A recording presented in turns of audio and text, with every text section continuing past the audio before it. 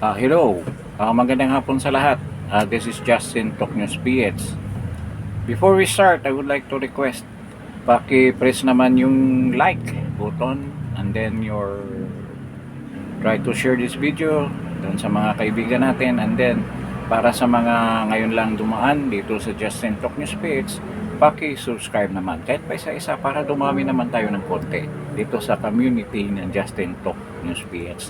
So ngayong hapon na to, napaka-exciting na pag-usapan natin itong pag-rescue ng weapons system officer, yung naiwan, naging missing for around 48 hours dyan sa loob ng Iran, in the central part of Iran, sa may Isfahan City. So nakakamangha, nakakagulat, nakaka-appreciate ang ginawang daring, bold, and dangerous operation. It's an amazing feat na ginawa ng US Special Forces dyan sa pag-rescue nila sa isang colonel na weapons system officer ng F-15E na bumagsak noong nakaraang April 3.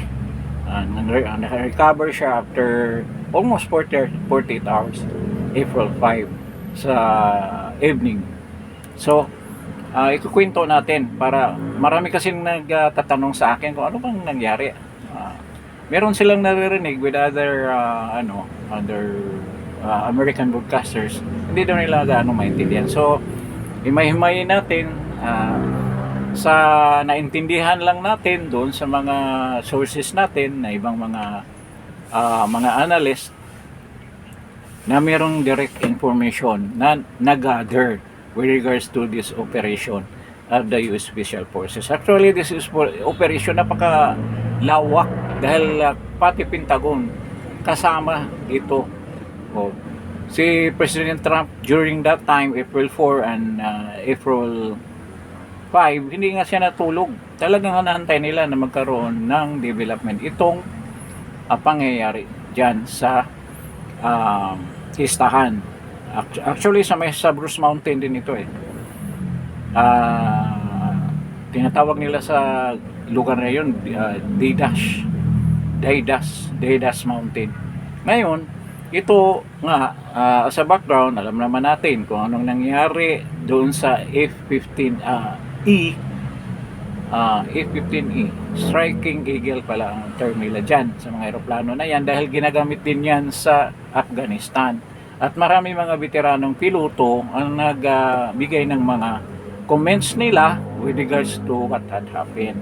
So alam na natin ang pabagsak ng jet na to, na napaka-efficient daw niyan sa bombing sorties, and even yung mga delikadong mga sorties ay napaka-efficient niya. Nagkataon lang talaga, medyo minalas nga yung crew ng F-15E na yun, isang colonel. They are both officers, yung piloto at saka si weapon systems officer, colonel siya.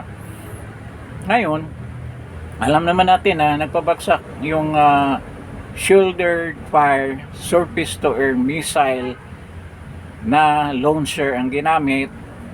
Yung missile, ang launcher is Songfat ng made in China. Ito ng Songfat na to ay nung nakarang 3 linggo pa lang na in order 5,000 pieces.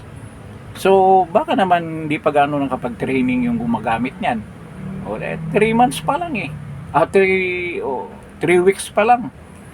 Hindi kaya Chinese ang may gamit noon? Kasi made in China ito So yun ang nagpabagsak sa kanya. At ito ay heat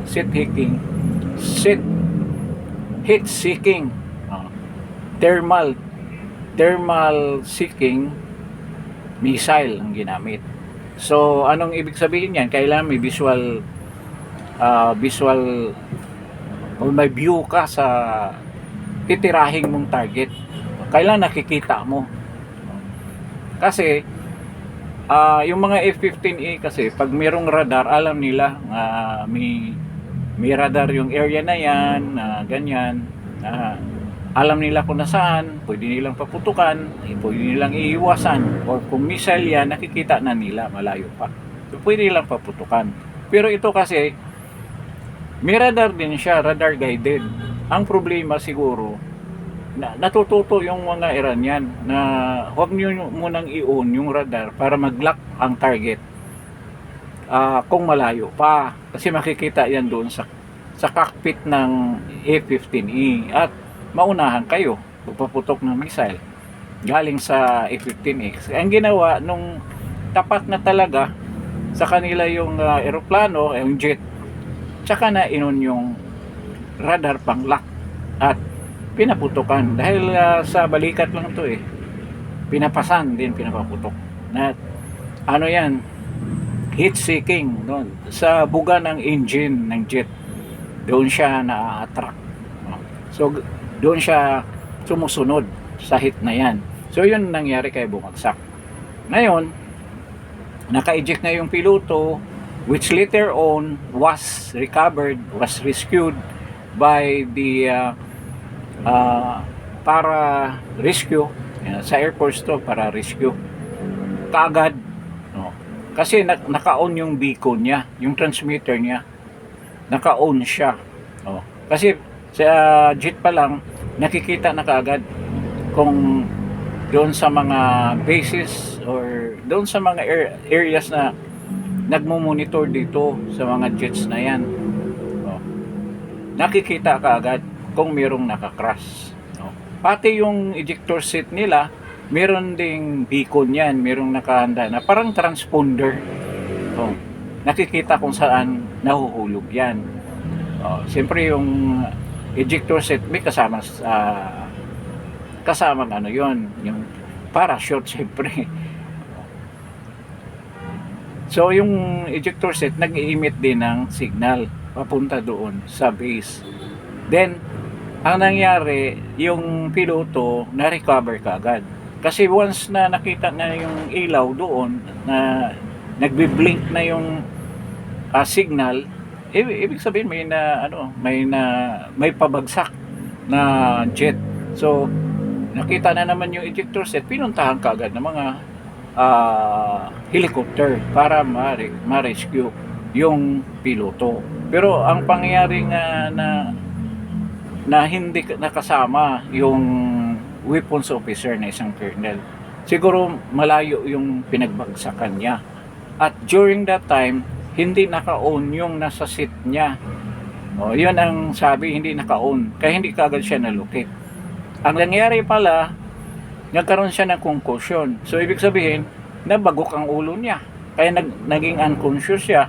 At yun ang dahilan na hindi na-on yung ejector seat. Siguro, pag eject nila, tumama ang ulo niya, whatever part doon sa mismong F-15E, baka doon sa salamin, doon tumama, kaya nawalan siya ng malay.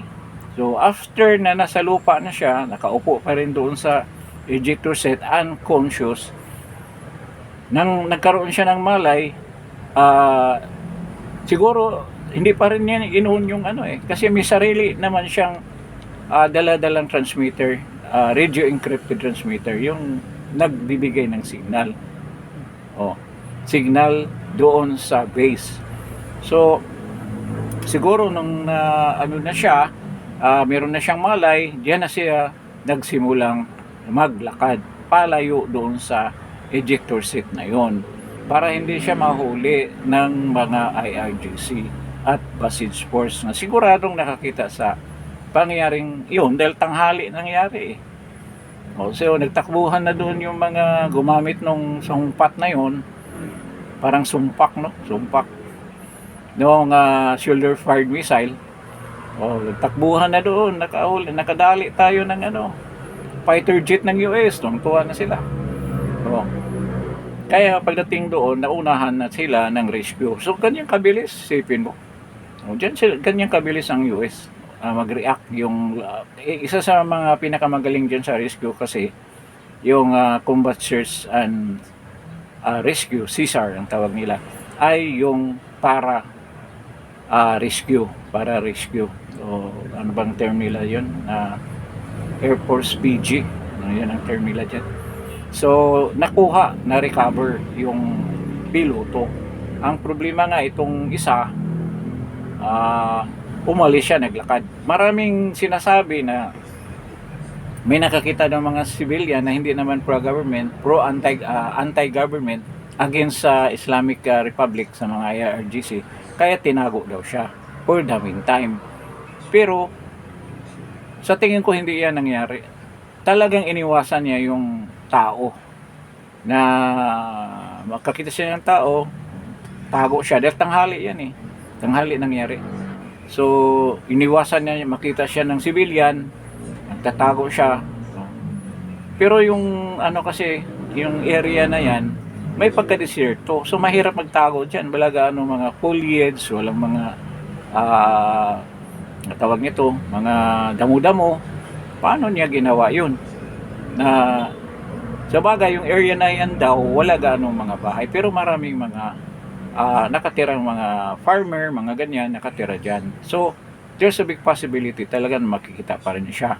At that village pala, farming village, ay mga basids ang kadalasan na mga nakatira dyan. Oo. Kaya, delikado kung nakita siya noon. Pero, despite of the situation, despite of the condition of the environment na nabagsakan niya, nakapaglakad pa rin siya ng around 13, 14, 15 kilometers papunta doon sa isang bundok, isang peak, isang cliff area ng isang bundok, at may mga crevice doon, tawag nila, na pwede ka sumiksik doon para hindi ka makita. At nakapagpadala talaga siya ng signal sa base na pati yung tamang direksyon, anong may tawag niyan para ma-identify yung location niya. Parang GPS, global positioning system, sa satellite, bumabalik, napunta ng base, malalaman kung nasaan ba siya. Siguro hindi niya kaagad yan inon na niya nung nandoon na siya sa safety na lugar. At ito na-confirm ng CIA. Kasi ang una nilang worry, baka pain ito, trap ng mga IRGC. So pupuntahan nila, tapos ambush pala yun. So pina-check nila sa CIA. Kasi alam naman natin, ang daming elemento ng mga CIA nandyan lang sa paligid. Mga ordinary, mga mga tao lang titingnan mo, pero mga CIA agents pala yan. At sila, mga Iranian ang muka. So hindi mo masasabi na kalaban, di ba? O na employed sa US ito, kaya ganyan. So yun ang pangyayari dyan. So nakatakbo nga siya papunta doon, nakaakyat siya sa cliff despite of his injury, and pistola lang ang midalan niya na mayroong mga konting bala, and then siguro may tubig din siya kasi SOP yan kailangan doon sa jacket mo siguro, or yung sa uniform mo, mayroong dyan, may nakataling mga lalagyan ng tubig sa mga emergency kit siguro, parang ganyan. Which is typical naman sa isang sundalo na maraming mga ganyang gadget. And especially yung radio transmitter niya na nag-emit nga ng beacon na nakikita sa satellite. Yun ang nakasave sa kanya. Which is normal din sa isang aviator. Meron talagang ganyan yan. Kasi all the time expected nila na mayroong something worst will happen in every mission that they will conduct. So, ang nangyari, nakita na nga. So, immediately, noon na monitor ko ito, hindi ko talaga maisip na ganyan ang gagawang sistema. Ang tindi ng ginawang sistema. Pangpalabas ng sine. At I'm anticipating na talaga magkaroon ng movie ito. O kung tinitrace ko yung mga dating movie, yung Intib, maganda rin yung mga Israeli na may na-hostage. Saan ba yun? Kay Idi Amin ba yung lugar na yun? Saan ba yun? Na pinasok nila ng Israeli Air Force. Ano pa ba? Yung nangyari sa Afghanistan, pero isa lang ang nabuhay noon. Yung Al-Qaeda ang kalaban. Wala akong nakita na ganyang ka-efficient na alam mo yung ginawa nila buong buong armed forces, air force ang ginamit. Imagine ang ginamit nilang US special forces. Lahat na special forces na meron ng US. Halimbawa, yung Navy SEALs nandoon. Ang siyempre yung para rescue nandoon. QRT, ano ba tong QRT? Parang Air Force din. Quick Reaction Team. Then Delta Force ng US Army, Special Forces ng US Army. Greenberry, kasama lahat yan. Napakarami nilang nagpunta. Dalawang C-130. Ganyang karami, hundreds by the hundreds. Magre-rescue na ganyang karami, ang tindi. Sa planning yan, and there's a big chance na mag-fail yan sa sobrang dami. At alam ba ninyo, nangyari na yan dyan sa Iran na yan, pero hindi naman sa ganyang location. Malapit sa Tehran yun. Meron ding desert doon nila pinalanding. Ito nung hostage and tinake over na, yung mga IRGC din na nag-take over sa Iran noon, na pinatalsik nila yung Shah of Iran, yung tatay ni Pahlavi ngayon, dating hari yan dyan sa Iran. Sabi nga nila napaka-corrupt kasi democratic naman noon ng Iran nang pinasok ng mga Islamist na to 1989, tinanggal nila si Shah Pahlavi. So yan ang nangyari, naging terror country na ang Iran. So pinasok nila yan. Ngayon si President Reagan ang presidente ng panahon na yon. Ang ginawa, gusto nilang i-rescue yung na-hostage na around 46 o 48 na mga embassy employees, kasama na yung ambassador doon sa loob ng US Embassy kasi na pasok nila yan hindi na nakontrol ng mga nag-guardian ng mga Marines doon, kasama sila sa na-hostage. At ngayon nag-decide gumawa ng team rescue team President Reagan. Marami din sila lumanding doon sa isang desert para doon magsisimula sila para puntahan na yung i-rescue. Nung dumating yung mga helicopters doon sa desert, nagkabanggaan. Sumabog yung isa, dalawang sumabog, na-booking sila. So ang nangyari, kinancel na nila yung operation na yon. So failure yon. Kaya nga, debacle in the desert ang tawag nila doon. Palpak. So nakulong yung for around a year ang mga Amerikana nandiyan sila. I don't know yung nangyari, hindi ko na ma-recall. Marami silang pinagdaanan doon sa pagkakulong nila. At kung napanood niyo yung palabas na may naka-eskapo pa rin sa pamamagitan ng pagtago doon sa Canadian Embassy. I think si Ben Affleck ang ang artista, ang bida, siya ang nag-rescue, CIA operative siya nag-rescue, nagpakunwari sila na pumasok siya sa loob ng Iran, kunwari mga sila gumagawa ng science fiction film, Argos ngayon, di ba, Argos. Nakalusot sila sa airport. Muntik na rin sila mahuli ng IRGC dahil na-identify sila later on doon sa mga passports nila at may nagbigay ng tip. Mga bata lang yung yung mga lumang pictures na pinagugupit nila sa embassy. Na tres na galing pala sila sa US Embassy. Mga bata lang na parang crossword puzzle na purma. Ito yung pasakay sa eroplano ngayon. Nang hinabol, nakaalis na yung eroplano. O, di ba? Ganon, thrilling. Yun, si Ben Affleck pala, naalala ko, Argos. Yan tayo, best picture, best actor sa Oscar Awards. Si Ben Affleck. So, ito ngayon, yung failed na rescue nga noon, sa panahon na ni President Ronald Reagan, ito na ulit ngayon. Pero ibang klase, ganon din karami, dalawang C-130, you can imagine that. At hindi na malayan ng mga Iranian na may lumanding na kasi na-pinpoint na nila yung location kung nasaan yung colonel, yung weapons officer. Maraming nagtanong, ano bang weapons officer? Napaka-complicated ng trabaho ng weapons officer. Siyempre siya ang nagta-target, tumatanggap ng communication galing sa satellite. Marami siyang ginagawa. Bukod doon sa paputok,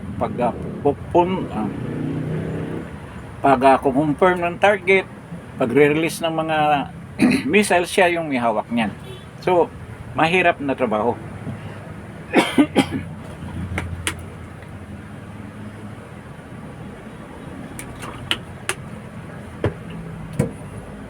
I don't know kung yung piloto colonel din. Pero pareho daw silang official talaga. Kaya nga officer yan. So kailangan meron sila talagang teamwork. May coordination talaga all the time. So grabing training ang ginagawa niyan. Noon kasi, ng term ng weapon system officer ay navigator. Hindi na navigator yan. Dahil marami ka nang ginagawa aside from maintain mo yung speed ng itong location, ganong distance, mga coordinates. Sorry.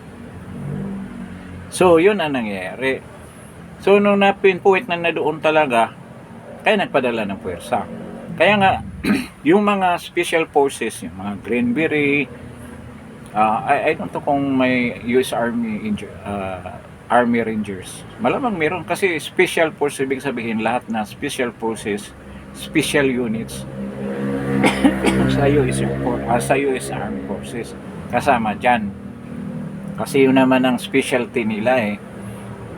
Kaya kayong unit na to may contingent, kung ganoon, contingent galing sa Army, galing sa Navy, yung Navy Seals, sa Army, nandiyan yung Green Beret, nandiyan yung Delta Force. Ang Delta Force, Air Force, Army yan. Then, Special Forces, yung para rescue, yung mga matitinding mga units, special units ng US Special Forces. So, yun ang pinadala. So, ang dami nila. Isipin mo, dalawang C-130. Mayroon pang dalang yung malilit na helicopter. Apat ang dala-dala nila.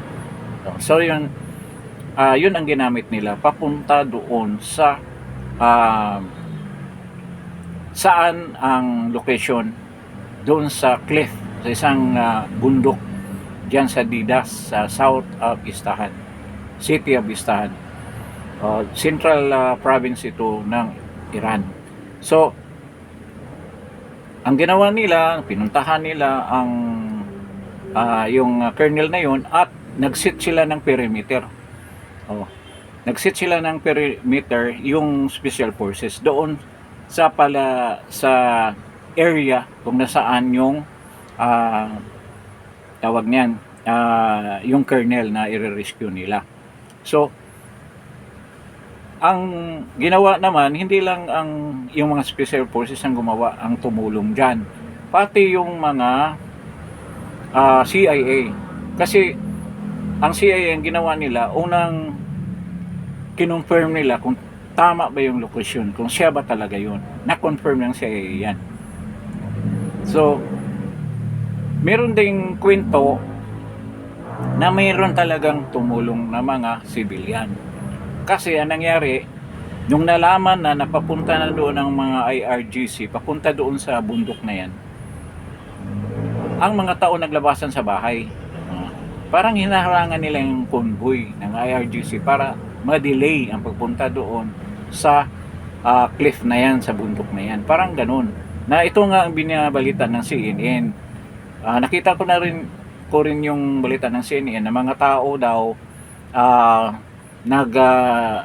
kasi ina-announce ng mga IRGC na merong pabuya doon sa makahuli na $60,000 na yun daw ang pabuya kung mahuli ninyo yon. At meron pang ang balita doon na may kasamang kotse daw yun sa pabuya. At kaya daw nagpunta yung mga tao doon na gusto mag-cooperate. Ang mga tao nagre-react kasi merong mga vloggers din na mga nasa labas ng Iran na nagpapadala ng mga message, mga comments doon sa mga vloggers na yon. At sinabi ng mga vlogger, hindi totoo yan. Yung lumabas na mga tao niyan, tinulungan pa nga yung, kasi nabalitaan na nila na may na crash na F1 F-15E na mayroong dalawang piloto, dalawang personnel, ang isa, dalawang crew, at isa nagtatago. Sabi nga nakita namin yung na yan kaya tinulungan namin, tinuro namin doon sa bundok. Yun ang sabi ng ibang vlogger doon. I don't know kung totoo ba yun o hindi. Pero doong mga tao na lumabas, sinabi nga ng CNN, ang mga tao daw tutulong sa paghanap. Sabi ng mga tao doon, through the vlog sa isang vlogger, na hindi totoo yan. Kami pa nga ang gusto namin ma-delay na makapunta doon ng mga IRGC at makita yung kernel na missing. Hindi totoo yan. Hindi kami pro-Iranian Islamist Republic, pro-IRGC. Anti-regime kami, sabi daw. Sabi doon sa mga nag-comment sa vlog niya.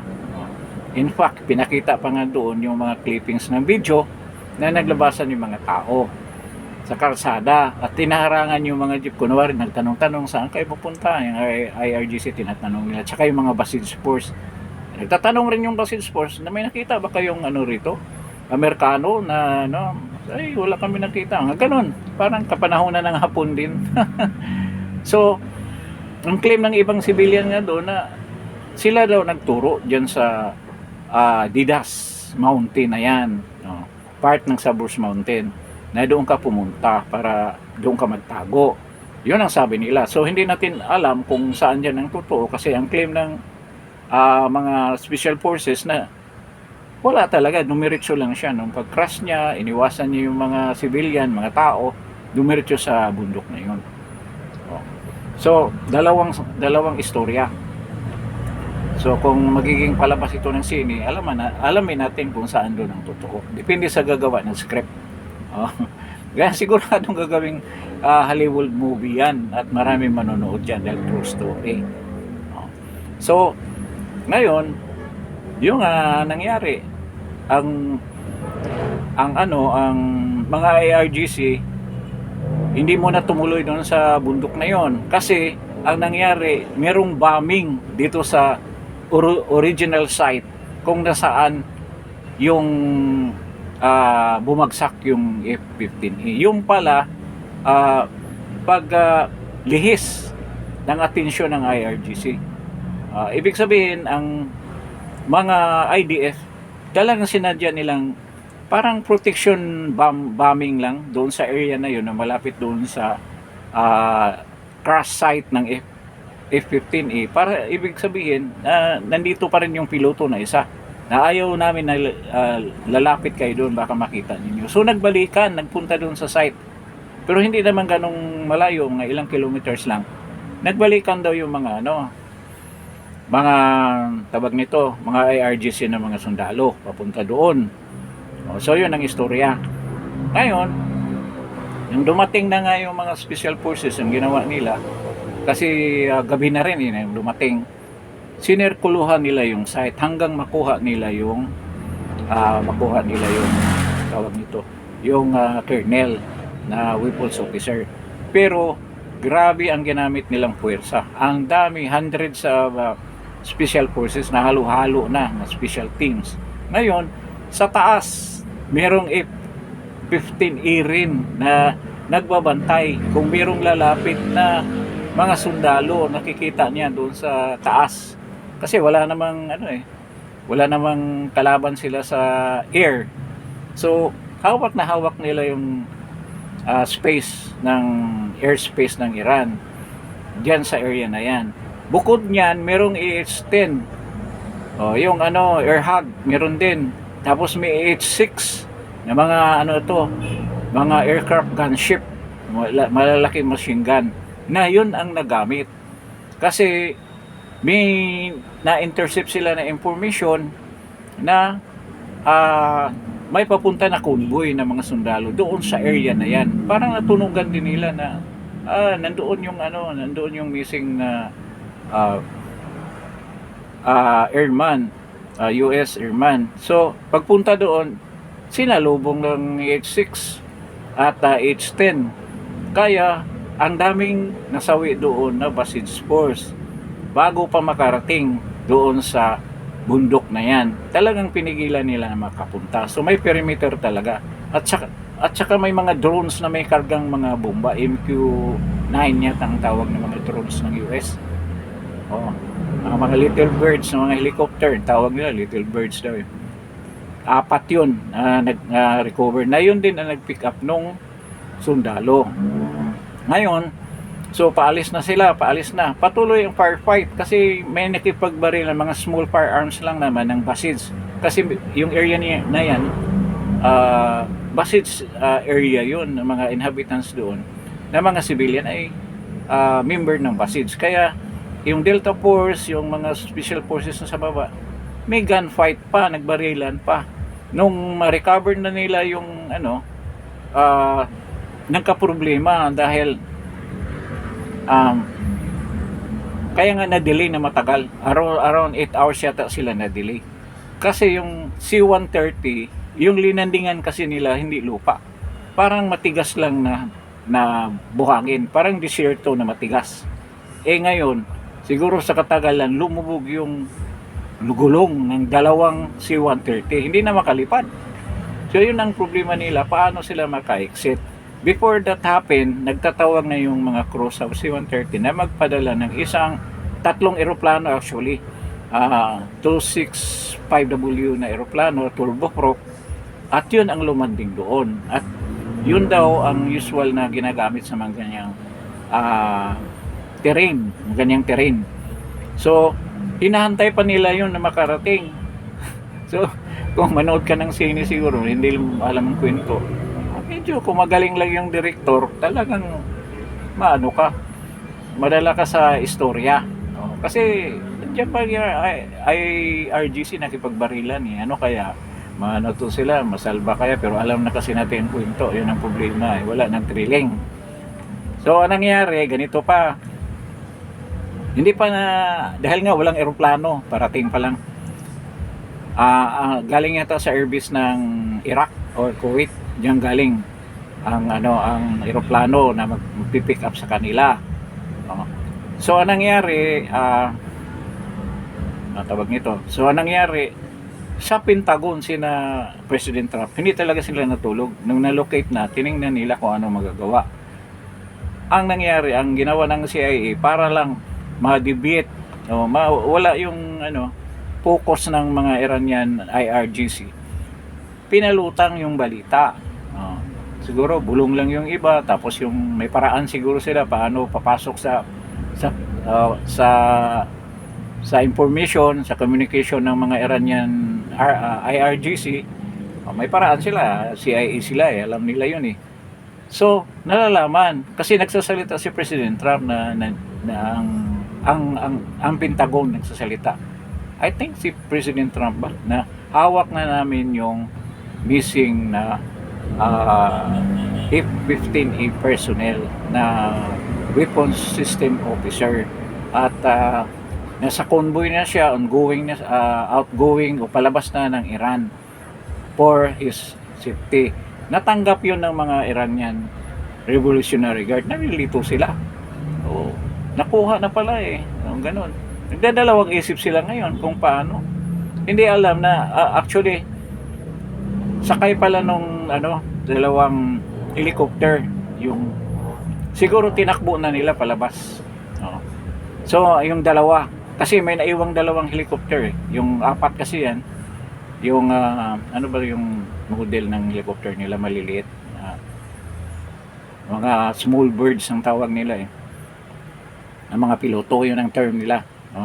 Ngayon, dumating itong mga eroplano na magpipick up sa kanila. So, nakaka-eskapo sila. So, sa daming involved na mga units, 100 na special forces, no? Sana yun ang ginawa natin doon sa SAP 44. Sipin mo, ito isang tao lang inire-rescue. Ang sa 44 eh. ilang oras, halos isang araw ang barilan, wala man lang dumating. Kahit isang putok ng artillery ng army, wala. Oh. Nagpaputok na lang yung ano pa, yung pulbura lang na ano, pampausok lang para lang tumakbo yung mga MNLF, MILF. Oh. Kita mo yun, kung anong concern ng US dyan sa kanilang mga military personnel. Kano sila ka-concern na no one should be left behind. Laging sinasabi yan, mga terminology ng mga military ng US. Ganyan ang prinsipyo nila. At ganyan sila magprotekta ng kanilang mga personnel. Ngayon, no, nakikita na nga natin gaano talaga ka malayo ang Pilipinas sa mga prinsipyo ng mga military. Ngayon nga lang si Browner, ano bang ginawa niyan? Gusto makipaghira sa China. O kung ganyan ang sitwasyon mo, walang mangyari. Kung walang Amerikanong tutulong sa iyo, kaya mo ba yan? No, asa ka lang siguro sa Kano. Dahil bata ng Kano ito si Browner. Kasama rin naman siguro ito sa Malita Boys. Kaya hindi talaga na-action. So, yun ang nangyayari. Anong alam na nila na nagnanakaw, alam na nila addict. O, anong ginawa ng armed forces? Wala. Tulog pa rin dahil nalagyan nga, nalangisan. Pati yung mga generals, ang iniisip nila yung pension nila all the time. Sarili lang nila. Kaya yung patriotismo ng mga tao na to, wala na. Wala. Yung pinag-aralan nila sa PMA or ano ba yan, wala na yan. Pera lang ang katapat ng mga yan. So, yun ang nangyari, no? Sumisigway lang tayo ng konti kasi naiinis tayo, maalala natin yung sa 44. Ang dami nagbuwis ng buhay doon na parang sinacrifice lang sila for the purpose makakuha ng 5 million ransom si Noynoy Aquino. Buti naman kung sana na lumalangoy-langoy na rin siya sa apoy ng panahon na ito at sana samahan na siya ng bangag nating presidente pag dating ng mga ilang buwan siguro, ilang araw, baka mangyari yan. Ngayon, so yun, talagang whole of the government approach, pati yung military. No, nagtulungan talaga sila para masave yung tao. Kasi alam naman natin kung anong consequences kung nangyari yan na mahuli siya. Gawin niyang propaganda ng Iran. Ipaparada yan sa kasada ng Iran, sa Tehran. No, nasabi, papahirapan yung tao at ultimately papatayin din yan kung nahuli nila. Gawin nilang propaganda material yan yung tao na yan. Yan, weak ng US dahil hindi makaprotekta. At political risk din yan para kay President Trump. Lalo na ngayon na malapit na yung midterm elections. By November, may midterm election ng US. So, kailangan tama yung mga decision niya. So yun ang nangyari. So, hindi ba yan parang pang Netflix, pang Hollywood movie talaga? Kung ayusin lang ng director yung script. Diba? Yung parang Air Force One, meron namang isang piloto ng F-15E na I don't know kung retired ba siya. I think retired dahil na siya military analyst na rin siya. Siya na ngayon na nangunguna, nagagawa daw siya ng palabas sa ganyan. Iwan ko kung sinong bida. Ang importante dyan na sikat ang bida at may pundo para may impact yung palabas. Kasi kung mga chipi-chipi lang na mga cast at saka yung production, wala rin mangyari. Kailangan malalaki, Golden Mayer, NGM, United Artists, mga ganyan, mga big time talaga sa Hollywood. At sikat yung artista. No, di ba buhay pa ba sino ba to? Si Born Identity. Yan, mga ganyan ang bida. Si Tom Cruise, matanda na. Yung medyo bata ng konti. Hindi rin si Keanu Reeves, na hindi naman mukhang sundalo Si Tom Cruise din, masyadong gwapong sundalo yan. Yung medyo bata na, medyo yung personality. Sino ba yung Born Identity? Anong pangalan niya? Yung mga ganyan ang bagay dyan. Bisa siya yung ano ba yun? Survival Alone, ano ba yung palabas niya na sino ba yun? Sino ba yung artista na yun? Maganda rin yun. So dapat mga ganyan ang ipapalabas dyan sa Hollywood. At ito definitely magiging palabas at maging blockbuster yan. At siyempre, ang una magsang-ayon dyan, yung mismong colonel. Kasi napakagaling ng colonel na yan. Isipin mo, wounded siya. Naglakad siya ng ganyan, hindi siya na-detect. Alam niya kung saan siya pupunta. Kaya talagang napaka-well-trained. At alam niya doon, pagdating niya doon sa taas, sa peak na yon na may crevice daw, doon siya sumusuksok, yung coordinate niya talagang pinadala niya. Kaya yung dahilan na na-recover siya. Hindi naging bulag yung nag-rescue sa kanya. May definite area talagang silang napuntahan at talagang pinutiktahan siya ng tamang puwersa, ganyang karaming puwersa. Isipin mo, nag-sit up pa ng perimeter, may protector, may nagprotektang may ano pa pala, mga drones ito na kasama ng MQ-9 yata ang drones na ginamit. Na naghuhulog pa nga doon ng bomba sa mga yung mga passage force na lumalapit. Marami na rin mga videos na lumabas pero malabo lang dahil gabi. Hindi natin makita ng gusto. So yun ang nangyayari. Napaka-daring, napaka-amazing. Walang namatay kahit walang casualty.